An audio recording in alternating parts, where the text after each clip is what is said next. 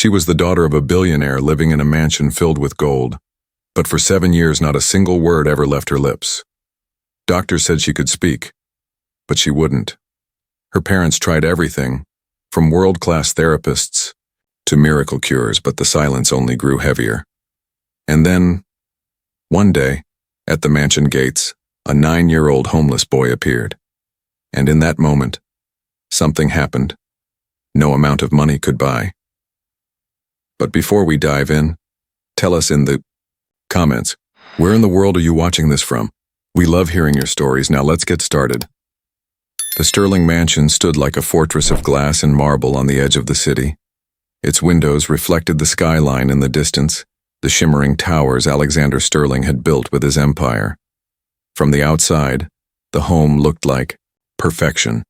A palace with fountains, rare flowers, and gates taller than most men. But inside, silence reigned. Not the comforting silence of peace, but the heavy, aching silence of absence. In that house lived Alexander, his wife Catherine, and their only daughter, Lily. She was 7 years old with hair as pale as sunlight and eyes that seemed to drink in the world. She had never spoken a word. It wasn't that she couldn't. Doctors had tested her lungs, her ears, her vocal cords. Nothing was wrong. The finest neurologists from Zurich to Boston assured them, "Your daughter is capable of speech. She just chooses not to. Choose." The word always felt cruel to Catherine. What child would choose silence? Night after night, she sat at the edge of Lily's canopy bed, stroking her daughter's hair, whispering stories and lullabies, waiting for the smallest word. "Mama, please. Just Mama." But Lily would only smile softly, her lips sealed, her silence an unbroken wall. Alexander Sterling, for all his billions, had no blueprint to solve this mystery. He could design towers that reached the clouds, buy land across continents, but when it came to his daughter, money turned to dust. He filled their home with therapists, speech specialists, behavioral experts, each left shaking their head with the same sigh. She can speak, she just won't. At first, Alexander fought harder.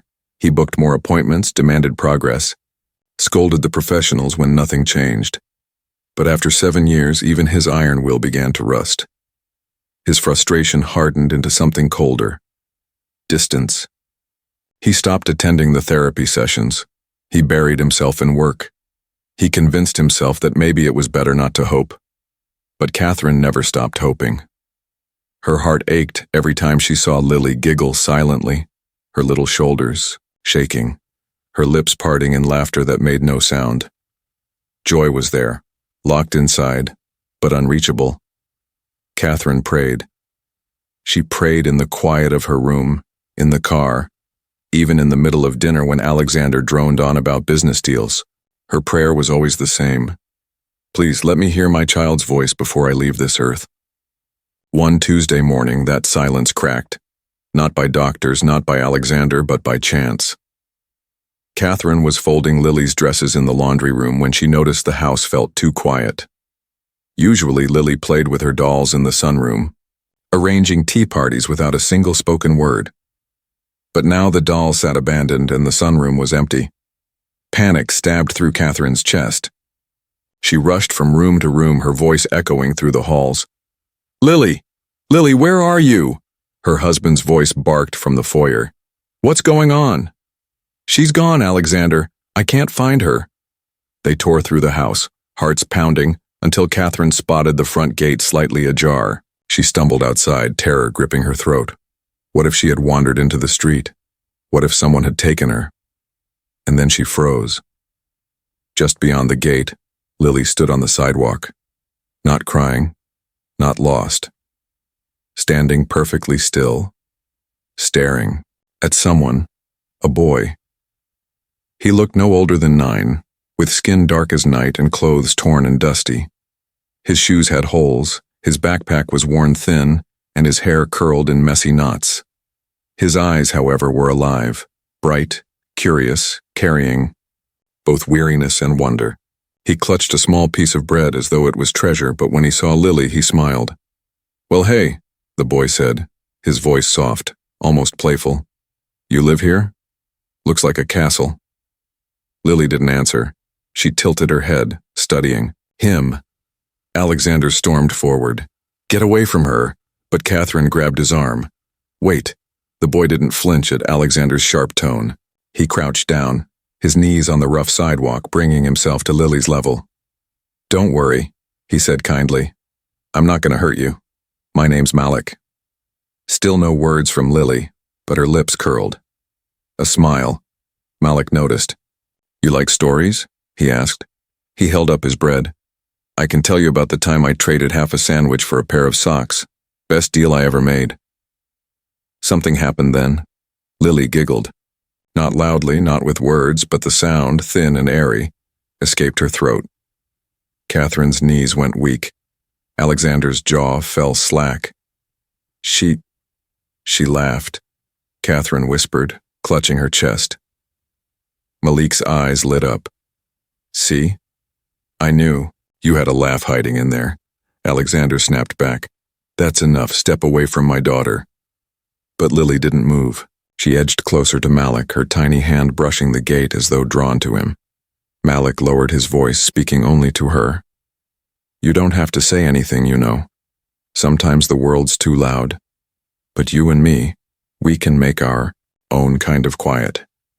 For the first time in her life, Lily's eyes glowed with something neither Catherine nor Alexander had ever seen. Recognition. She wasn't just existing. She was connecting. Catherine's throat tightened with tears. Alexander's fists clenched, his pride battling the truth unfolding before him. In that moment, the mansion that had echoed with silence for 7 years seemed to hold its breath. And on the edge of the Golden Gate, in the company of a boy who owned nothing but a torn backpack and a brave smile, Lily Sterling stepped into the first flicker of a world beyond silence. The morning after that strange encounter, the Sterling mansion felt different. Catherine couldn't stop replaying the sound in her mind, that fragile little laugh that had slipped out of Lily when Malik had spoken. It wasn't a full laugh, not the kind other children gave freely, but it was sound. For Catherine, it was music. Alexander, however, refused to admit what he had witnessed. Over breakfast, he shook open the newspaper, the way he always did, pretending nothing had happened. She, laughed Alex. Catherine said softly, her spoon trembling in her hand. You heard it. She made a noise, he corrected coldly. That boy startled her, that's all. Catherine's jaw tightened. She wanted to argue, but she knew the man across from her. His pride was a wall taller than any skyscraper he had built. To admit that a ragged boy from the streets had reached their daughter when world-class doctors could not, that was more than his ego could bear. But Lily was different that morning. She sat straighter in her chair, her eyes brighter. She picked up her toast without waiting for Catherine to place it in her hand, as though some tiny piece of independence had stirred awake.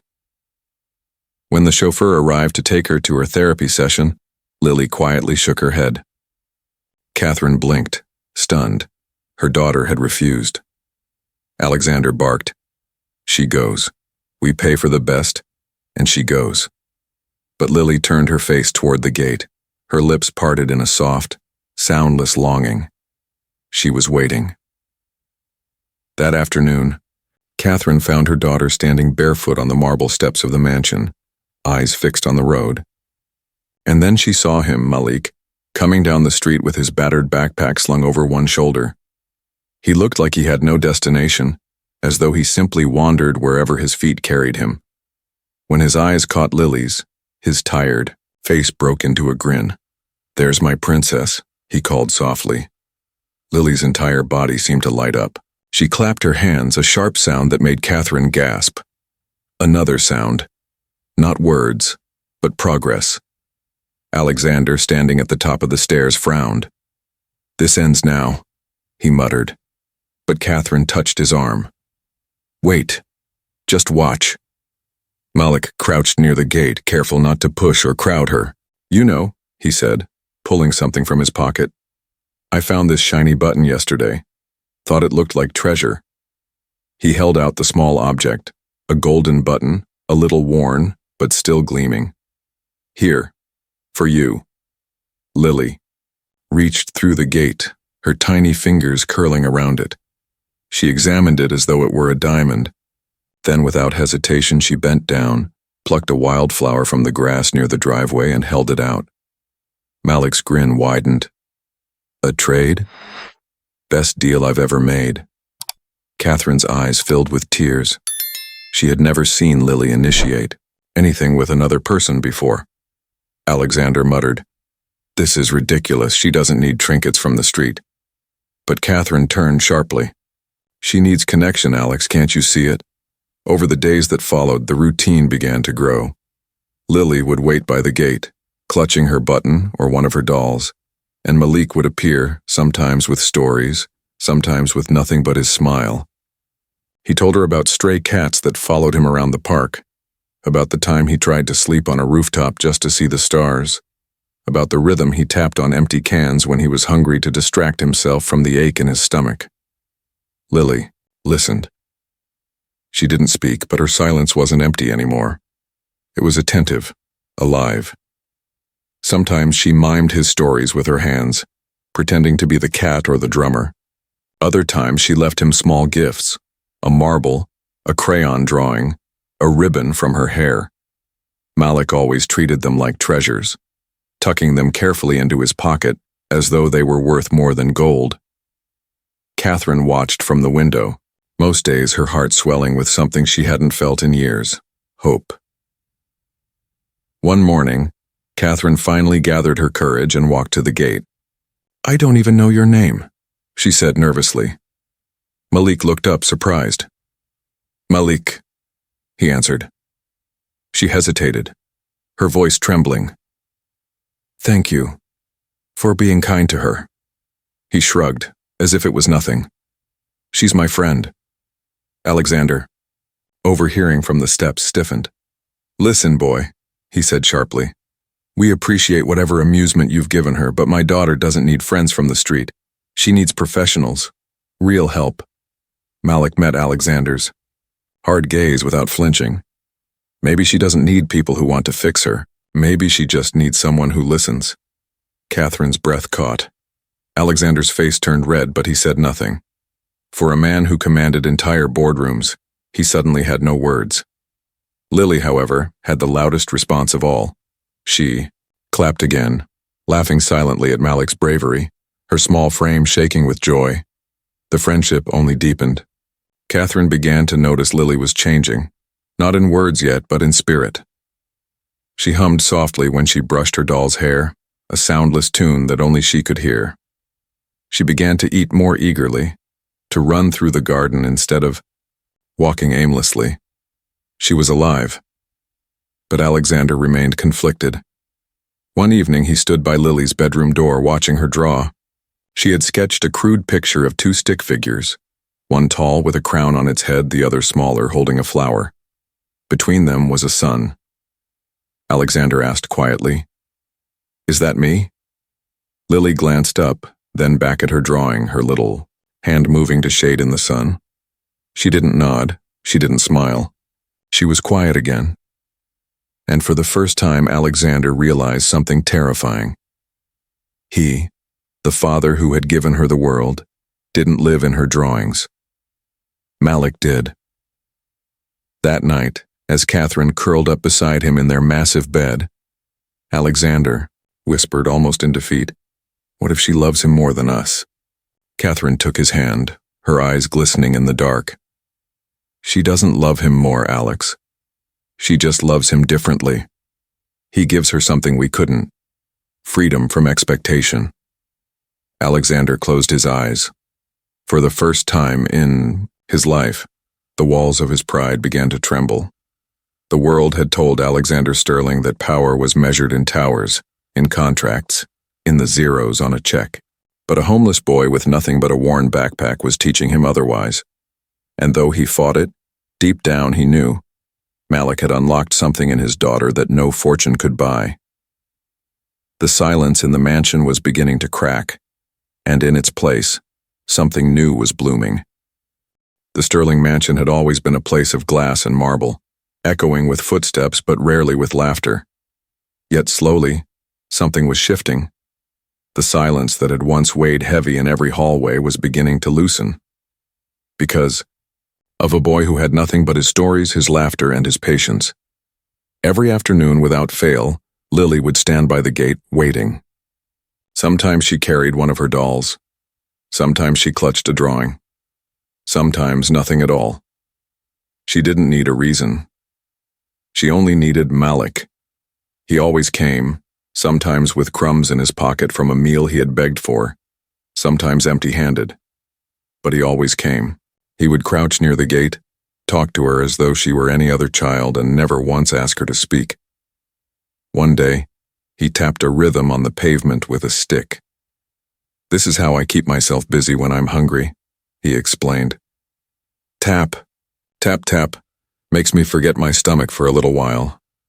Lily, wide-eyed, picked up her own stick from the garden and mimicked him. Tap, tap, tap. The two of them laughed, one with sound, one without, but together it felt whole. Catherine watched from the window, tears in her eyes. She had begged for years for doctors to fix Lily, and yet this boy had given her something no professional ever had: joy. It was Catherine who first welcomed Malik inside. One rainy afternoon she found him shivering by the gate, his thin jacket soaked through. Lily was pressed to the glass, her hands tapping anxiously as she watched him. "Malik," Catherine called softly. He looked up, wary. "Come in, please. Just for a little while until the rain passes." He hesitated, then shook his head. "I don't think your husband would like that." Catherine's voice trembled, but it carried conviction. "I don't care. Lily needs you." Malik stepped inside, dripping water on the marble floor, his shoes squeaking with every move. He looked so out of place in the pristine mansion, yet Lily's eyes glowed brighter than Catherine had ever seen. She ran to him, her small hands reaching out as though to make sure he was really there. Catherine led them to the sitting room where a fire crackled. Malik sat awkwardly on the edge of the sofa, his wet clothes steaming slightly. Lily climbed onto the rug, pulling her crayons toward him. She pushed a sheet of paper into his lap. "Draw with me," Malik said. He held the crayon clumsily, sketching a crooked cat. Lily giggled silently, her shoulders bouncing, then drew a sun with bright yellow rays that filled the page. "Yours looks way better," Malik admitted, smiling. Catherine, standing by the door, pressed a hand to her chest. In that moment, she didn't just see a homeless boy. She saw the brother Lily never had, the friend she had been waiting for all along. When Alexander came home that evening, he found Malik sitting cross-legged on the rug, Lily leaning against him as they finished their drawings. The sight made Alexander's chest tighten with something he couldn't name. Rage? Envy? Shame? "What is this?" His voice boomed through the room. Lily flinched, clutching her paper to her chest. Malik stood quickly, his face calm but his posture alert, ready to defend himself. "I told him to come in," Catherine said firmly. Alexander's jaw clenched. "This is my home, and he doesn't belong here." Malik didn't argue. He simply nodded, gathering his worn backpack. "It's fine, ma'am, I should go." But before he could reach the door, Lily darted forward. She grabbed his sleeve with both hands, her eyes wide, pleading. For the first time, she was making a choice. Alexander froze. His daughter had never resisted him, never clung to anyone like this. She was choosing, not him, not her therapists, but this boy. Catherine's voice shook. "Alex, look at her. She's begging him to stay. Do you understand what that means?" But Alexander's pride was a stubborn beast. "It means she's confused. He's a distraction. We've invested years, millions into experts, and now we're throwing it away for a boy with holes in his shoes." Malik, quiet but steady, met his gaze. "Maybe money can't buy what she needs." The words cut through the air like glass shattering. Alexander's face burned, but he had no reply. For the first time in years, someone had spoken the truth. He refused to admit. Malik left that night, but Lily cried silently in her room, her face buried in her pillow. Catherine stayed by her side, whispering softly, "He'll come back, sweetheart, I promise, he'll come back." The next morning, Alexander stood outside Lily's door, listening to her restless tossing. He thought of the towers he had built, The cities he had reshaped, the wealth he had amassed. None of it mattered here. None of it could bring comfort to his daughter. For the first time in years, Alexander admitted to himself that he was powerless. When Malik appeared at the gate that afternoon, Alexander surprised himself. Instead of sending him away, he walked Lily outside. He didn't say a word, just held her hand as they approached the boy.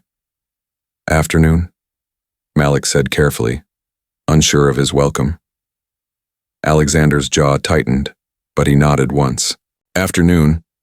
Lily released her father's hand and ran the rest of the way, her bare feet pattering against the driveway. Malik crouched low, showing her another small treasure he had found, a marble, cloudy but beautiful. "Look at this," he said, holding it up to the sunlight. "It makes the world look different when you peer through it." Lily pressed her eye against it, her mouth opening in wonder.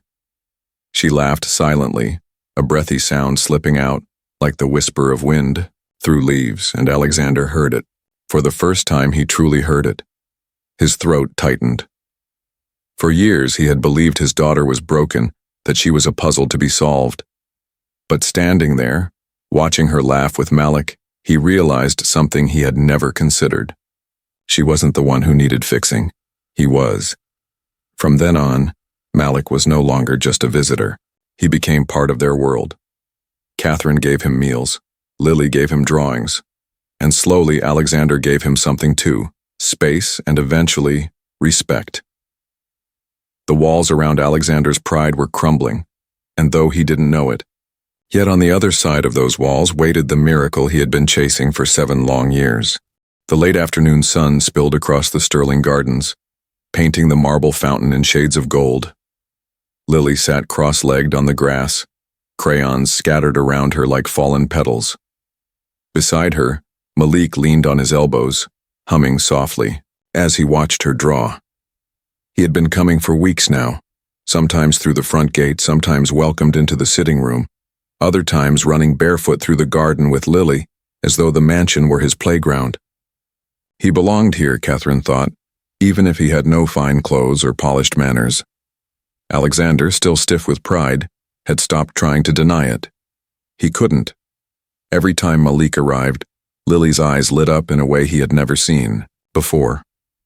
Every time Malik left, she held on to one of his treasures as though it was a piece of her own heart. That day, Malik was telling her a story about the night sky. "When I don't have anywhere safe to sleep," he said, picking up a stick and drawing a crooked star in the dirt, "I look up there. It makes me feel like somebody's watching me, like the stars are saying, 'Hey kid, you're not forgotten.'" Lily's hand paused over her drawing. She looked at him with wide eyes, her crayon hovering in the air. Slowly, she bent her head and began to sketch. Her lines were uneven but determined. A boy with curly hair standing beside a girl with a dress. Above them, a giant yellow sun with crooked rays. Malik leaned closer. "Is that me?" She nodded. "And that's you?" Another nod. "What's that?" he asked, pointing to the big sun. For a long moment, Lily just stared at the page. Catherine, watching from the porch, held her breath. Alexander stood beside her, hands buried in his pockets as if bracing himself for disappointment. And then, soft, shaky, almost like the flutter of a bird's wing, it came. "Friend." The single word slipped from Lily's lips like a secret escaping, barely audible but real. Catherine gasped, covering her mouth with trembling hands. Tears spilled down her cheeks before she could stop them. Alexander's knees nearly gave out. He gripped the railing as though the world had tilted beneath him. "Lily," he whispered, his voice breaking. She spoke. Malik didn't shout. He didn't act shocked. He simply smiled gently, his eyes shining with pride. "That's right," he said softly, turning back to her. "I'm your friend." Lily's lips trembled. She whispered it again, a little louder this time. "Friend." Catherine sank to her knees on the porch, sobbing into her hands.